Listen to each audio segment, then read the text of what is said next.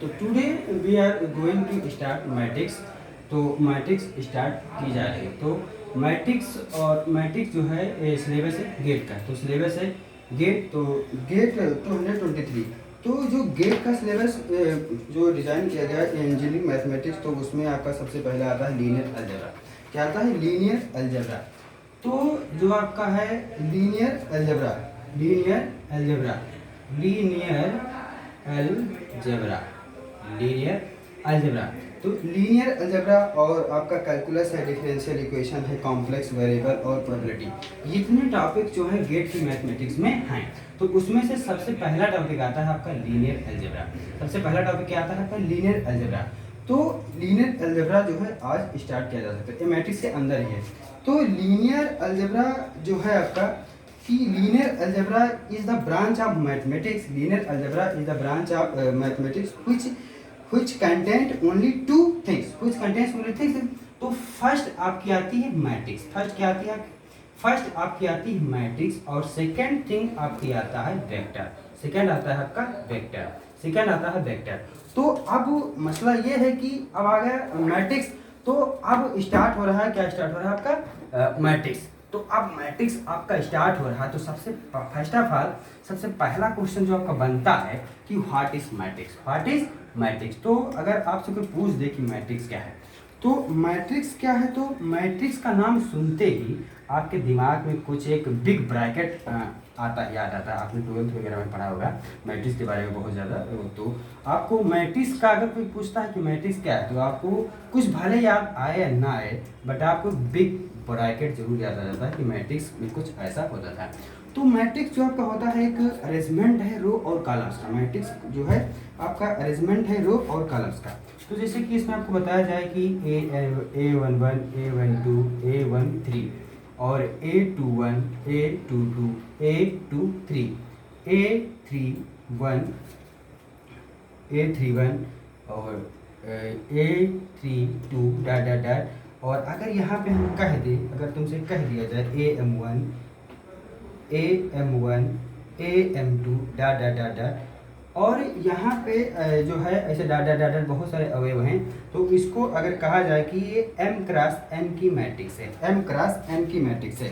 तो अब सबसे पहले बात आ जाती है कि M क्या है, M क्या है, तो ये जानना बहुत जरूरी। तो M जो आपका होता है जो होता है रो, M होता है आपका रो, और जो आपका N होता है, तो N आपका जो होता है, ऊपर लिख देता है, नीचे लिखेगा नहीं। तो N आपका जो होता है वो होता है कॉलम। N आपका जो होता है कॉलम होता है। तो N आपका जो है आपका कॉलम हो जाता है, N आपका जो है कॉलम हो जाता है, और ये हो जाता है आपका रो। तो अब ये मैट्रिक्स एक अरेंजमेंट है रो और कॉलम का, और जिसमें रो होते हैं और कॉलम होते हैं। उसके आगे बढ़ते हैं। तो ये रही आपकी मैट्रिक्स। उसके बाद बात आती है यूजा मैट्रिक्स। तो यूजा मैट्रिक्स थ्योरिकल है, ज़्यादा मसला नहीं है। तो इसका जो है वही बताया है कि orderly arrangement of data science, और जो है एक्सेल शीट में और फंक्शन में और सीरीज ऑफ इक्वेशन में इसका यूज़ किया जाता है। अब आता है कि रो और कॉलम क्या होते हैं। तो अगर आपको कहा जाए कि एक मैट्रिक्स है 1 3 2 4 5 6 7 8 8, तो ये क्या है? तो ये 3x3 की मैट्रिक्स है। तो अब ये 3x3 क्या है? तो ये क्या है? रो। ये क्या है? रो है आपका। और ये क्या है आपका? ये आपका जो है कॉलम। तो 3 कॉलम और 3 रो, तो ये 3x3 की रो है। अगर इसको और थोड़ा मॉडिफाई किया जाए तो कुछ ऐसे भी देखने को मिलेगा आपको। ये देखिएगा कि 1 3 2 4 5 6 7 8 9 10 11 12। तो ये जो आपकी है, तो ये क्या है? ये जो होता है आपका, ये रो होता है। ये क्या होता है? रो होता है। और जो ये होते हैं, ये वाले, ये सब रो है, ये रो है। ये क्या होते हैं आपके? ये होते हैं कॉलम। क्या होते हैं आपके? कॉलम। तो इसमें 3 रो हैं और कॉलम कितने हैं? कॉलम इसमें 4 है। तो 3x4 की ये मैट्रिक्स है। तो यहाँ तक क्लियर हो गया होगा आपकी कि रो और ऑर्डर क्या होता है। तो ये ऑर्डर और रो और कॉलम का मसला आपको क्लियर हो गया। अब उसके बाद करते हैं types of matrix. Types of matrix, types of matrix. तो टाइप्स ऑफ मैट्रिक्स क्या होता है? तो टाइप्स आप ढेर सारे टाइप्स की मैट्रिक्स हैं। तो सबसे पहले आपकी एक आती है rectangular matrix. Rectangular rectangular matrix क्या आती है? Rectangular matrix. रेक्टेंगुलर मैट्रिक्स के बाद सेकंड इज है आपकी row and column matrix. Second है आपकी row and column matrix. Row and column matrix. Row and column matrix. Third है आपकी diagonal matrix. Diagonal matrix. Third है आपकी डायगोनल मैट्रिक्स। और फोर्थ इज आपकी जो है scalar matrix. Scalar matrix. Scalar matrix. Scalar matrix. और फिफ्थ इज आपकी है unit identity matrix. Identity matrix इधर हम लिख दे रहे हैं। सिक्स इज जो आपकी मैट्रिक्स आती है वो आपकी है नल मैट्रिक्स। कौन सी matrix? Null matrix. Null matrix. और सेवंथ मैट्रिक्स आपकी जो है वो है आपकी upper triangular matrix. Upper triangular matrix. Upper triangular matrix. और 8 नंबर जो मैट्रिक्स आपकी आती है लोअर ट्रायंगुलर मैट्रिक्स। और 9th नंबर पे मैट्रिक्स जो आपकी आती है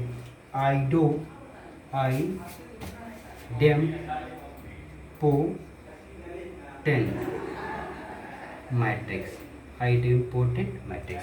और आपकी जो 10th नंबर पे आती है वो होती है नील पोटेंट मैट्रिक्स। और 11 नंबर पर आपकी जो मैट्रिक्स आती है वो होती है इनवोल्यूटरी मैट्रिक्स। तो टाइप्स ऑफ मैट्रिक्स, तो सबसे पहले रेक्टेंगुलर मैट्रिक्स, और उसके बाद रो एंड कॉलम मैट्रिक्स, और थर्ड डायगोनल मैट्रिक्स, फोर्थ आपकी स्केलर मैट्रिक्स, और फिफ्थ आपकी identity matrix, seven null matrix, और upper triangular matrix, lower triangular matrix, जो है idempotent matrix, nil potent matrix, और इनवॉलंटरी मैट्रिक्स। अब इसका मसला ये है कि इतने टाइप की मैट्रिक्स हैं, उसके बाद ये होती क्या है?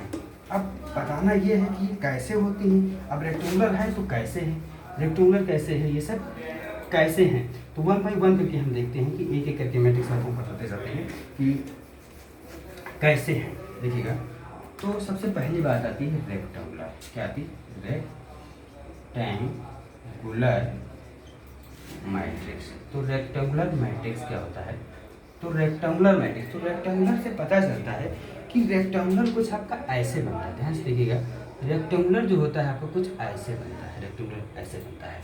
रेक्टेंगुलर ऐसे बनता है। तो अब रेक्टेंगुलर 1 2 3 4 5 6, तो इसमें जो है 2 रो है। कितनी रो? 2। एक रो, 2 रो। कॉलम कितने? 1 कॉलम, 2 कॉलम, 3 कॉलम, तो 3। तो 2x3 की जो मैट्रिक्स है ये आपकी रेक्टेंगुलर मैट्रिक्स है। अब इसमें एक बहुत इंपॉर्टेंट चीज़ हम बताने जा रहे हैं कि रेक्टेंगुलर में कभी भी नंबर n और m और n इक्वल नहीं हो सकते। मतलब रो और कॉलम कभी भी इक्वल नहीं हो सकते हैं। तो ये आपकी कौन होती है? ये आपकी रेक्टेंगुलर मैट्रिक्स होती है। अब इसके अगला देखिएगा, रेक्टेंगुलर हो गया है, इसके अगला आपका एक मैट्रिक्स आता है स्क्वायर मैट्रिक्स।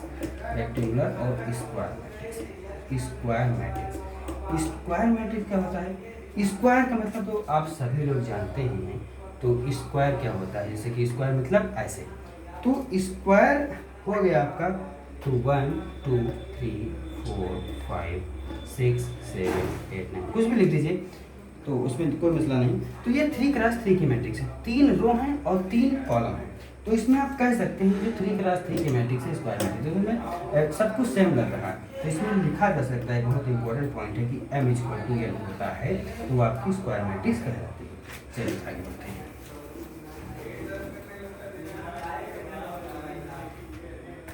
अब बात आती है आपकी रो मैट्रिक्स। कौन सी matrix? Row matrix. Row matrix क्या होती है? देखो, इसमें रो की बात की गई, कॉलम की बात कहीं नहीं की गई। तो रो मैट्रिक्स क्या होगी? तो जो आपकी रो मैट्रिक्स होगी तो उसमें सिर्फ रो होगी, ना कि कॉलम। तो रो क्या? 1 2 3 4 एंड सो ऑन n तक। तो ये क्या? रो मैट्रिक्स होगी। तो इसमें रो कितनी? 1, और कॉलम कितने हैं? एन।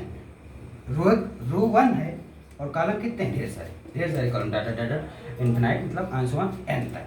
तो ये आपकी होगी रो मैट्रिक्स। अच्छा चलिए आगे बढ़ते हैं। इसके बाद आपकी आती है कॉलम मैट्रिक्स। Column matrix. तो अब कॉलम मैट्रिक्स में क्या होता है, तो देखो अभी रो में क्या था, रो था, तो कॉलम में आपका क्या होगा, तो कॉलम में आपका 1 2 3 4 डॉट डॉट डॉट एन। तो ये जो आपका है कॉलम है, तो इसमें कॉलम एम तक, तो कॉलम तो इसमें एम है और रो कितने हैं, एम।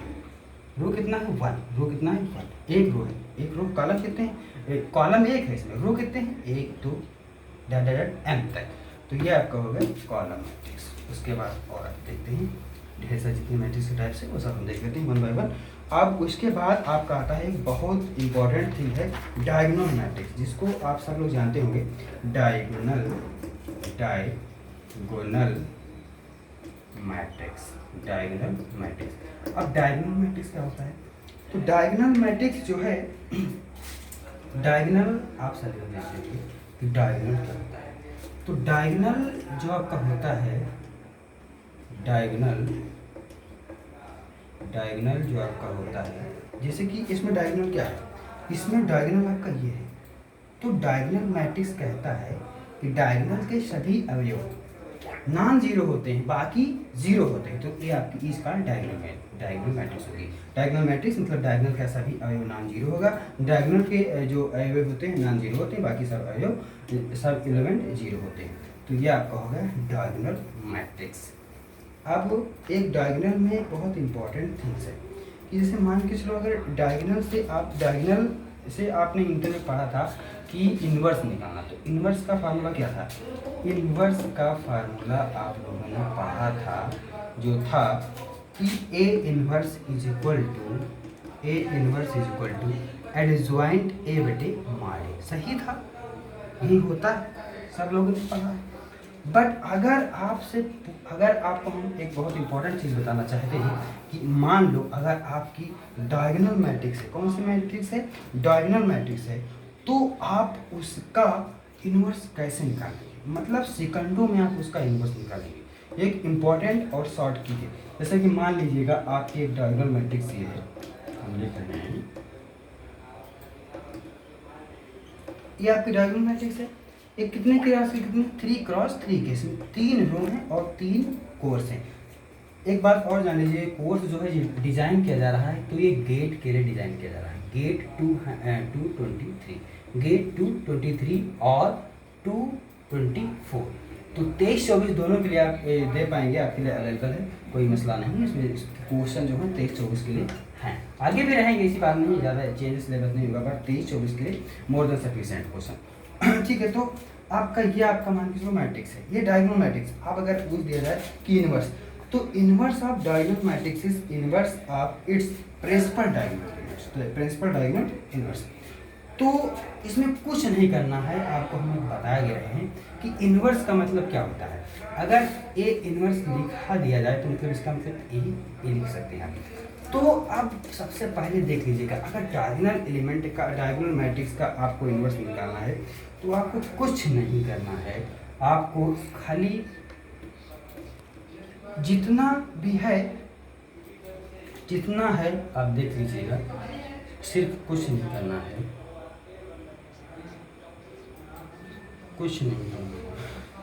सिर्फ जो डायगोनल, एक आप एक बात सुन लीजिएगा, डायगोनल मैट्रिक्स है, तो जो आपको डायगोनल के एलिमेंट्स थे, उन सब एलिमेंट में क्या करना है, जो है 1 से डिवाइड कर देना है, 1 से डिवाइड कर देना है। यहाँ फिलहाल 4 है, गलत हो गया, वहाँ 4 है, कोई मसला नहीं, तो सॉरी 1/4, मतलब जितने भी डायगोनल के एलिमेंट थे उनमें सब में 1 से डिवाइड कर देना उसको।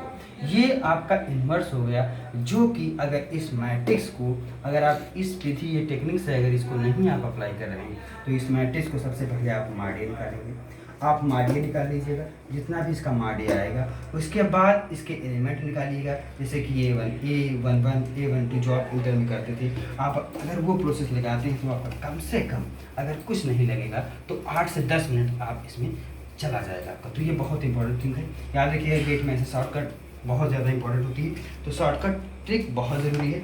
ये आपकी ट्रिक थी तो आपको मैंने बता दिया। इनवर्स डायगोनल, अब हम डायगोनल से पहुंच गए थे। उसके बाद जो 4 नंबर का था स्केलर मैट्रिक्स। तो स्केलर मैट्रिक्स क्या होती है तो मैं बताता चलूँ आपको। स्केलर मैट्रिक्स याद रखना, स्केलर मैट्रिक्स में कुछ ये है कि any diagonal matrix is said to be scalar matrix. Any diagonal matrix is said to be scalar matrix if its each and every diagonal element are equal. कहना क्या चाहते हैं, ये जो थ्योरी है लिखी है बहुत ज़्यादा बुकों में, बहुत ज़्यादा लिखी गई है, जो कुछ समझ में आती है और कुछ समझ में नहीं आती है। ढेर सारे प्रोफेसर्स हैं जो कंफ्यूज करके रखते हैं लोगों को, तो आप याद रखिएगा। इसमें कहा ये थ्योरी ये बता रही थी कि any diagonal matrix is said to be scalar matrix if its each and every diagonal element are equal। every diagonal element are equal। तो अगर आपका डायगोनल का प्रत्येक एलिमेंट सेम है तो वो स्केलर मैट्रिक्स कहलाती है। अब मान के चलिए एक क्वेश्चन ये आ सकता है कि अगर मान के चलो 1 लिख दिया जाए, 1 होता भी है, तो ये आइडेंटिटी मैट्रिक्स है। क्या है? यूनिट मैट्रिक्स, जिसे आप कहते हैं यूनिट मैट्रिक्स। क्योंकि इसका देखो ये 1 यूनिट मैट्रिक्स, इसका जो प्रिंसिपल वो जो मतलब डायगोनल है तो इसका सब 1 है तो इक्वल। तो यहाँ पर एक बहुत नोट पॉइंट है, आप याद रखना कि unit matrix is a scalar matrix. Unit matrix तो स्केलर मैट्रिक्स होता है, बट स्केलर मैट्रिक्स जो है यूनिट मैट्रिक्स नहीं होता है। क्योंकि स्केलर कहता है कि डायगोनल का प्रत्येक अवयव, प्रत्येक एलिमेंट जो है सेम हो, इसमें सेम तो है, बट यूनिट कहता है कि सेम होने के साथ साथ 1 होना चाहिए। तो सबसे इम्पोर्टेंट बात ये थी, ठीक है, स्केलर और यूनिट की। तो स्केलर यूनिट आपका यहाँ होगा, यूनिट मैट्रिक्स भी आप समझ गए और स्केलर मैट्रिक्स भी आप समझ गए। उसके बाद हम चलते हैं नल मैट्रिक्स। तो नल मैट्रिक्स नाम से ही पता है मतलब जीरो, नल मैट्रिक्स मतलब जीरो। तो नल मैट्रिक्स में कोई मसला ही नहीं, जीरो होता है, ठीक है। उसके बाद आगे बढ़ते हैं। अब आती है, अब आपका आता है जो है अपर ट्रायंगुलर। क्या आता है? अपर ट्रायंगुलर मैट्रिक्स। तो जिसे बोलते हैं यूटीएम, शॉर्ट फॉर्म लिख लीजिएगा। और एक आपका होता है एलटीएम। एलटीएम होता है एक आपका जो है आपका यूटीएम और एलटीएम, अपर ट्रायंगुलर मैट्रिक्स और लोअर ट्रायंगुलर मैट्रिक्स। आपको पता है बट एक बार बता दिया जाता है, तो इसका नहीं। देख लीजिएगा कि जो आपका अपर ट्रायंगुलर मैट्रिक्स है, लोअर ट्रायंगुलर मैट्रिक्स है। अपर ट्रायंगुलर मैट्रिक्स का मतलब है, सबसे पहले अपर ट्रायंगुलर मैट्रिक्स देखिए। तो अपर ट्रायंगुलर मैट्रिक्स थ्योरी में हमको बता देंगे कि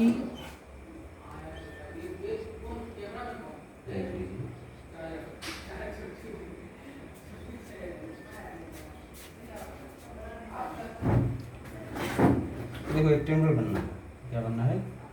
जो है आपका ट्रायंगुलर बनना है, ट्रायंगुलर बनना है। तो ये जो ट्रायंगल बनना है आपका क्या है? अपर ट्रायंगुलर मैट्रिक्स। तो अपर ट्रायंगुलर मैट्रिक्स का मतलब क्या हुआ? ये आपकी अपर ट्रायंगुलर मैट्रिक्स। और लोअर ट्रायंगुलर मैट्रिक्स देख लीजिएगा, lower triangular matrix, lower triangular matrix, lower triangular matrix, lower triangular matrix. तो जो है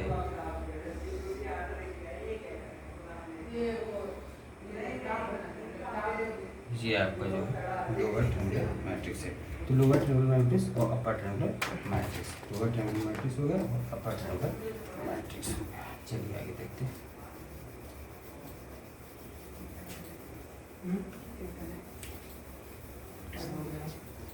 अब आता है idiom potent matrix. Idiom potent matrix. तो आइडियम पोटेंट मैट्रिक्स का मतलब है किसी मैट्रिक्स की पावर में क्या चेंज किया जाए।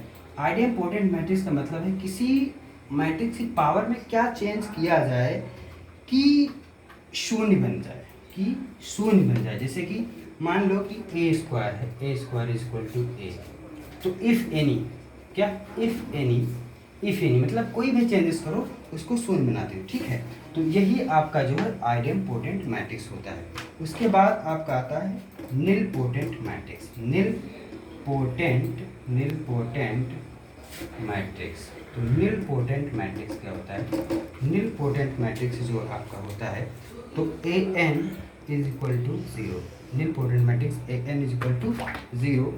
और आप कह सकते हैं कि ए जो है A nought is equal to zero, A square is equal to zero, order क्या है आपका 2। ये आपकी जो है निलपोटेंट मैट्रिक्स है, निलपोटेंट मैट्रिक्स। अब आती है आपकी लास्ट मैट्रिक्स, और जो है आपकी